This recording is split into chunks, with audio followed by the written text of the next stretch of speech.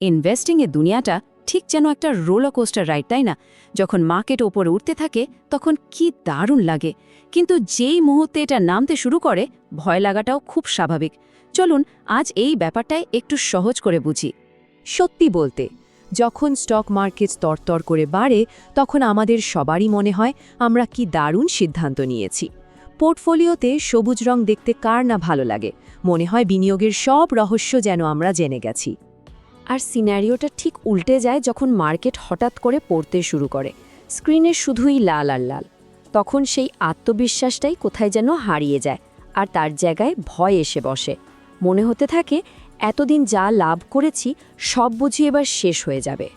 তো এখানেই আসল প্রশ্নটা চলে আসে, এই ভয় আর আতঙ্কের মধ্যে একজন বিনিয়োগকারীর ঠিক কী করা উচিত? আজকের এই আলোচনাতে আমরা কিছু ডেটা আর ফ্যাক্টস দিয়ে এই প্রশ্নটারই উত্তর খোঁজার চেষ্টা করব। আচ্ছা, আলোচনায় ঝোকার আগে কয়েকটা শব্দ পরিষ্কার করে নেওয়া যাক। আমরা প্রায়ই তো শুনি মার্কেট কারেকশন বা বেয়ার মার্কেট, কিন্তু এগুলোর আসল মানেটা কি? দেখুন, খুব সহজ। যখন নিফটি 50 বা সেন্সেক্সের মতো বড় ইন্ডেক্সগুলো তাদের রিসেন্ট হাই থেকে প্রায় 10% নিচে নেমে আসে, সেটাকে আমরা বলি কারেকশন। কিন্তু এই পতনটা যখন 20% বা তারও বেশি হয়ে যায় তখন সেটাকে বলা হয় বেয়ার মার্কেট, মানে বাজারে একটা বড়সড় হতাশার পরিবেশ তৈরি হয়েছে। কিন্তু এই সব কিছুর মধ্যে সবচেয়ে জরুরি যে কথাটা আমাদের মাথায় রাখতে হবে সেটা হলো মার্কেট ক্র্যাশ কিন্তু পার্মানেন্ট কিছু না, এটা বিনিয়োগের লম্বা যাত্রার একটা ছোট অংশ মাত্র। শুধু মুখে বললে তো হবে না, চলুন সরাসরি ডেটা দেখি। ইতিহাস আমাদের কি বলছে? মার্কেট যখন ক্র্যাশ করে তারপর ঠিক কি হয়? এই চার্টটা একবার দেখুন। 2008 সালে যে গ্লোবাল ফিনান্সিয়াল ক্রাইসিস হয়েছিল তখন আমাদের নিফটি 50 প্রায় 60% পড়ে গিয়েছিল। ভাবা যায় কি সাংঘাতিক পতন! কিন্তু তারপর কি হলো? পরের কয়েক বছরে মার্কেট শুধু যে আগের জায়গায় ফিরে এলো তাই নয়, বরং নতুন রেকর্ড তৈরি করলো। আরেকটা রিসেন্ট উদাহরণ দেখি চলুন। 2020 সালে কোভিডের শুরুতে ইন্ডেক্স 50 মাত্র কয়েক সপ্তাহের মধ্যে প্রায় 38% পড়ে যায়।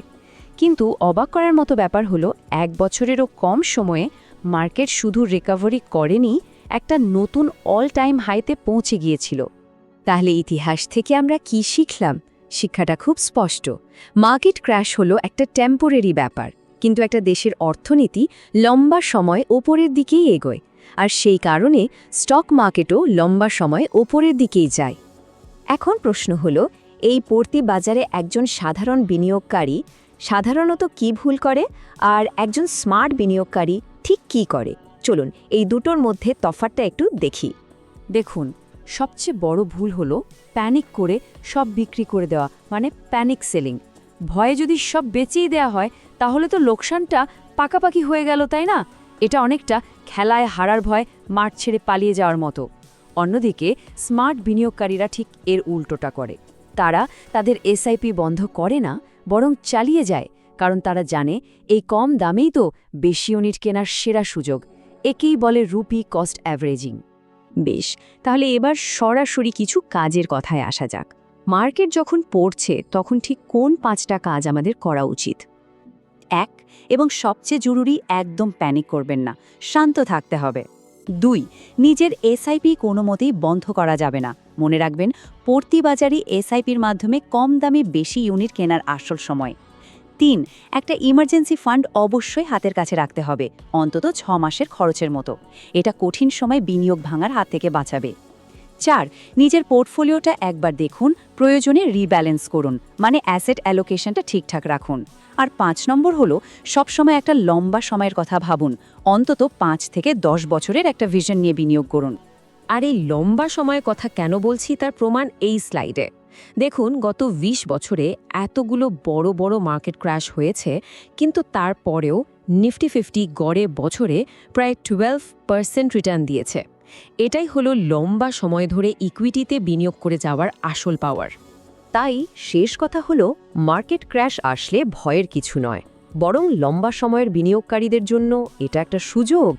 আসল স্ট্র্যাটেজি হলো প্যানিক না করে ধৈর্য ধরে নিজের প্ল্যান অনুযায়ী বিনিয়োগ চালিয়ে যাওয়া। কারণ এ কথাটা সবসময় সত্যি যে শেষ পর্যন্ত বাজার কিন্তু ধৈর্যকেই পুরস্কৃত করে।